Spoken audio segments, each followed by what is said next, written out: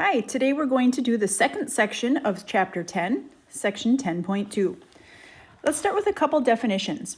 Central angle. A central angle is an angle with a vertex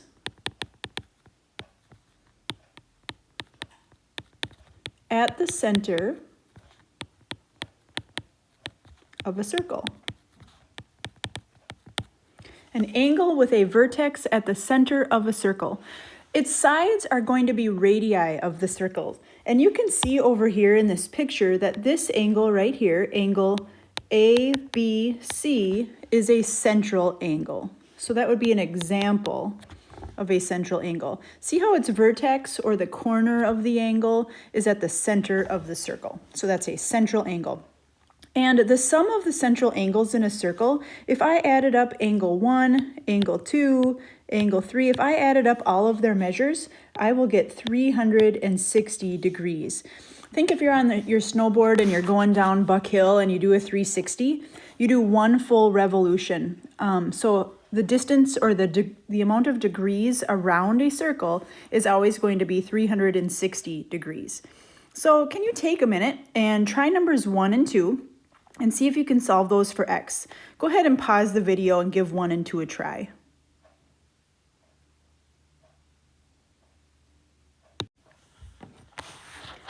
So what I did is I just took 360 and I subtracted 165 and 145 from 360, and I was left with 50 degrees. So x would have ended up being 50 degrees.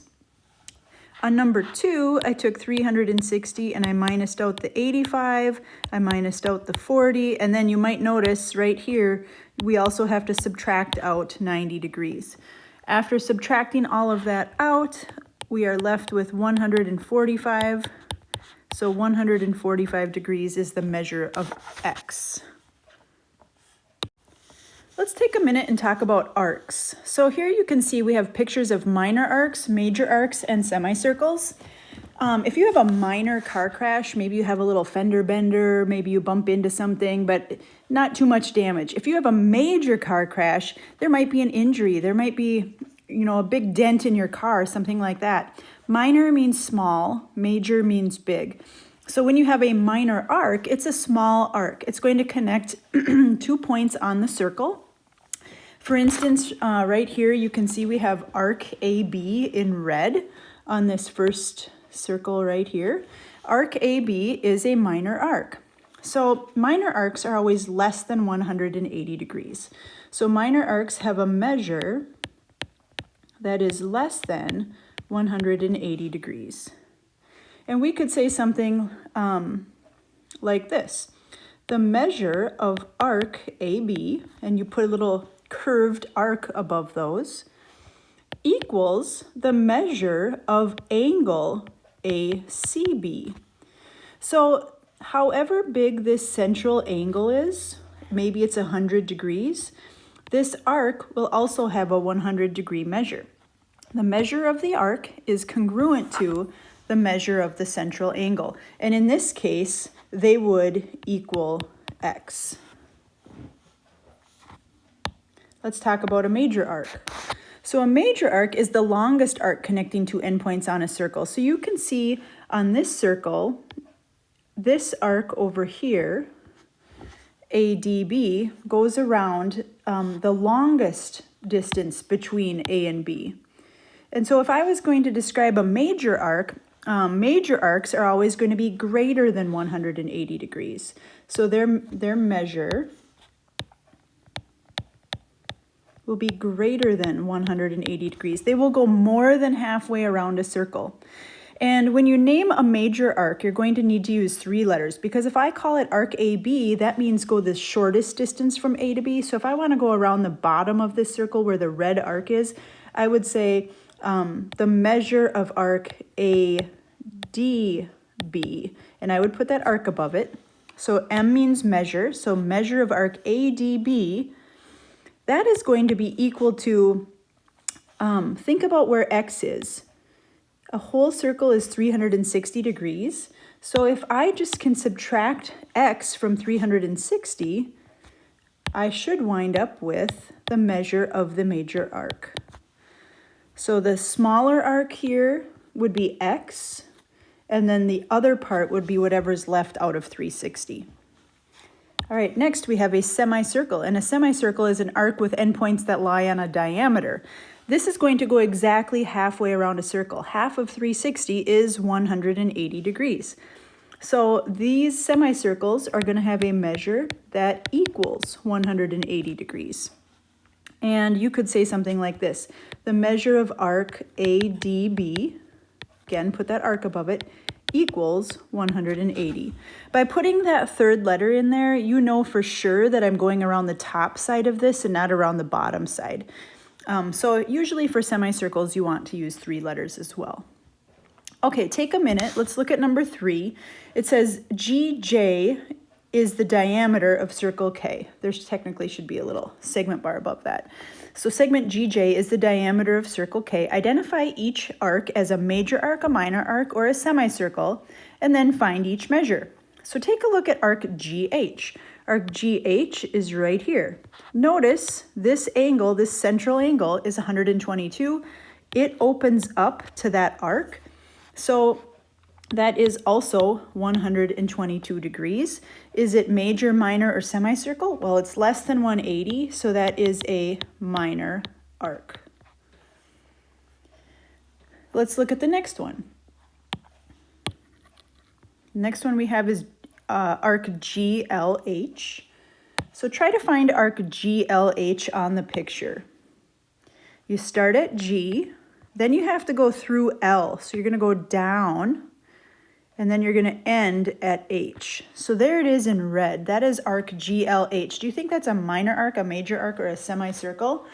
It looks like it's more than halfway around the circle, so I would say that is a major arc.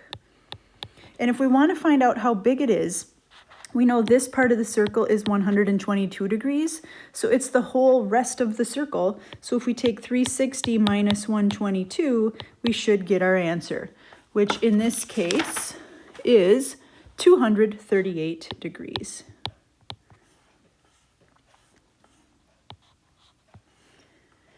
Next one, let's talk about arc GLJ. Well, let me erase this here. Let's go ahead and take a look. If we go from G to L to J, to me, that looks like it starts at one end of the diameter and goes around to the other end of the diameter. It goes exactly halfway around. That's going to be a semicircle, and it will be 180 degrees.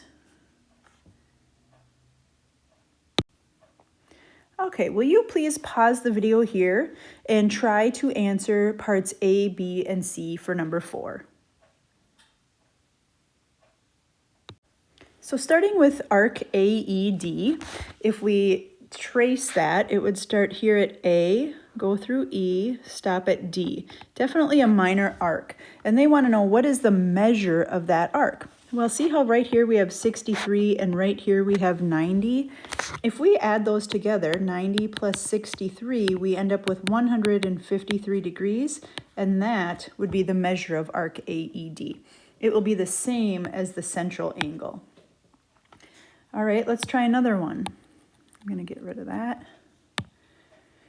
Let's try to do ADB. So arc ADB, we have to start at A. We have to go through D next. So we're going to go this direction and then end at B. So there's many ways to do this one, but what I did is I thought, okay, this part right here is a semicircle. That's 180. And this part right here is 63. So I did 180 plus 63 to get my answer for this one. Turned out to be 243 degrees. Like I said, there are other ways to do that one. I just found that that was a pretty quick way because this cut the circle in half, so I knew this side was 180, I knew this side was 63. All right, last but not least, arc ABD. So we have to start at A, we have to go through B next, and end at D.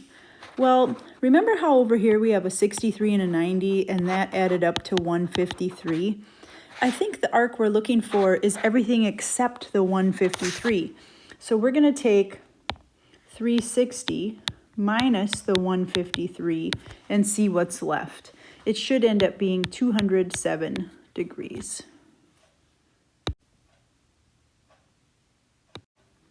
So far, we've been talking about arc measures. Now I want to talk about an arc length. So imagine this is a circle where perhaps it's a throwing ring for the shot put or the discus.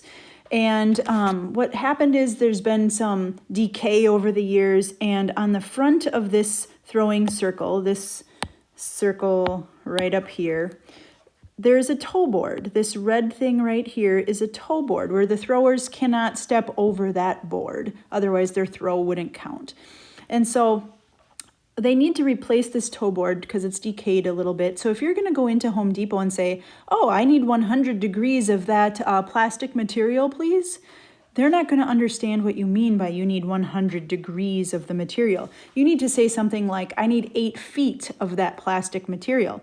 Well, 8 feet is a length. 100 degrees is a measure. So you need to know how to do arc measures, but you also need to know how to do arc lengths, and there is a formula. The arc length formula goes like this: cursive L. You take the number of degrees of your central angle, so x out of 360, however big that angle is, and then think about your arc length. It's part of a circumference, and circumference is diameter times pi. And so arc length is x over 360, however many degrees out of 360 of your circumference, or diameter times pi. You might also see the formula like this: x over 360 2 pi r, because that is another way of saying circumference. 2 radii are the same as 1 diameter. Let's go ahead and try number 5. On number 5, we want to find the length of arc zy. So here's the arc. I need the number of degrees of that arc, the measure, so that's going to be 75. So to find the length of that arc, I'm going to take 75 degrees out of 360. Now, the radius over here is 4, so the diameter will be 8. So we have 8 pi. When you type this in your calculator, you're likely going to need parentheses around the 75 divided by 360. So go ahead and type that in. If you're doing it correctly, the length of this arc should be 5.24 inches. You might want to check to see if that seems logical. Could this be 5.24 inches? It seems logical to me if the radius is 4. Looks about right. Let's try number 6. We want the length. Again, I see the L word, so I need to use the L formula. The length of arc zy. So you can see the angle that opens up, the central angle that opens up to that arc is 130. So we're going to go 130 out of 360. And then diameter looks to be 10 pi. When you type it in your calculator, put parentheses around the 130 divided by 360. If you're doing it correctly, the length of this arc should be 11.34 centimeters. Go ahead and type it in and see if you get that.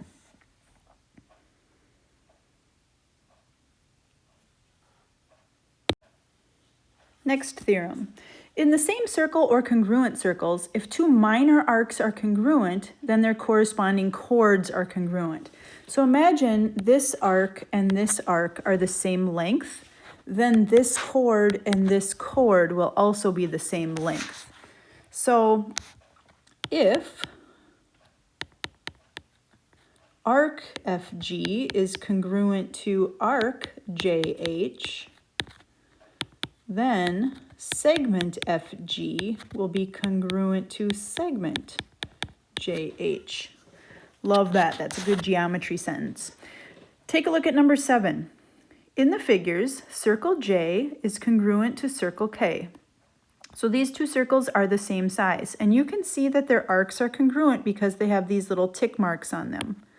Little tick marks, which means they're the same length. So if the arcs are the same length, then they want us to find PQ. Well, the chords will also be the same length. So all you have to do is 2x plus 1 equals 3x minus 7, and go ahead and solve this for x. So we'd go minus 2x from both sides, We'd add 7 to both sides, and we end up with x equals 8, but that is not our final answer. They want us to find PQ. So to find PQ, we're going to have to plug in this 8. And so we're going to take the 8, plug it in right there. So 3 times 8 minus 7, which is 24 minus 7, which is 17. So PQ, the distance from P to Q, is 17, and there is no label. We don't have to put the segment bar above this because we're talking about the distance from P to Q. And so distance doesn't have anything above it. All right, next theorem. If a diameter or a radius of a circle is perpendicular to a chord, then it bisects the chord and the arc. All right, so what that means, do you see AB right here and you see XY right here? Do you see how they're perpendicular? There's a 90-degree angle there. Well, if that happens, if they're perpendicular, then the radius or diameter cuts that chord in half, bisects it. It also bisects the arc. So let's write this out. If segment AB is perpendicular to segment XY, if they are perpendicular, then it's going to bisect the chord and the arc. So in other words, segment XZ would be congruent to segment YZ, and arc XB would be congruent to arc YB. I'll give you a minute to finish writing that. The converse is also true. So if you saw something like this picture where you can see this distance is the same as this distance, so the chord has been cut in half, then that's going to tell you, oh, they have to be perpendicular. So in other words, segment AB would be perpendicular to segment XY. This is just the converse of the theorem above. Take a look at number 8. In circle S, the measure of arc PQR is 98. Everybody find arc PQR. So it goes from P to Q to R. That arc is 98 degrees, the measure of that arc. It wants you to find the measure of arc PQ. Well, because this radius is perpendicular to this chord, it's going to cut the chord in half. It's also going to cut that arc in half.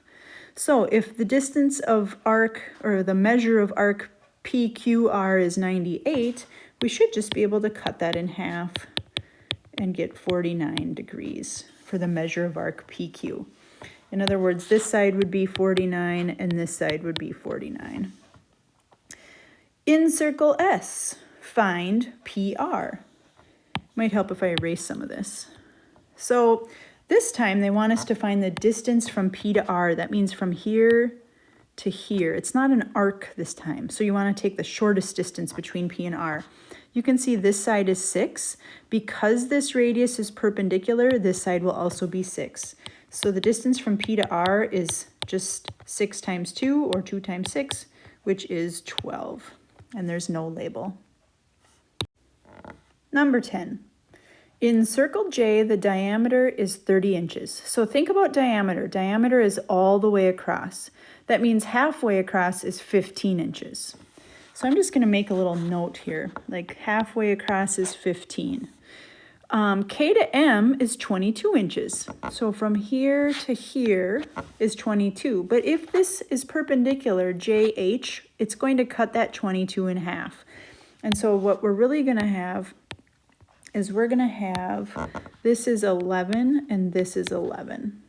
From K to L is 11, from L to M is 11. They want us to find the distance from J to L. So they want us to find this little distance right here. I know this distance is 11, and I do know the radius is 15. Is JK also a radius? It is, isn't it?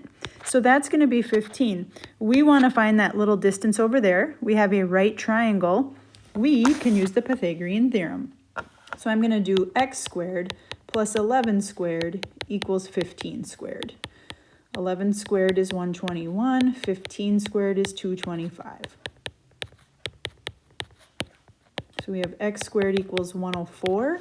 And then we need to take the square root of that. So square root, and we wind up with x equals, looks like I'm getting about 10.2. And that would be inches. All right, last problem. It says solve for x. Will you please go ahead and pause the video here?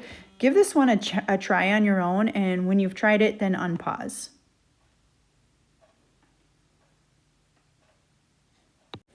So the way I did this is I thought about a whole circle being 360 degrees if you go all the way around it. So this part down here is 200. So what I started by doing is 360 minus the 200, and I had 160 left. Now the 160 is going to go from here around to here. But since these chords are the same, that means these two arcs will be the same. They'll be congruent. So if I take the 160 and cut it in half, I get 80. In other words, this side would be 80 degrees. This side would also be 80 degrees. X equals 80 degrees. That's it for section 10.2. Please try the 10.2 homework. Let me know if you have questions. Good luck.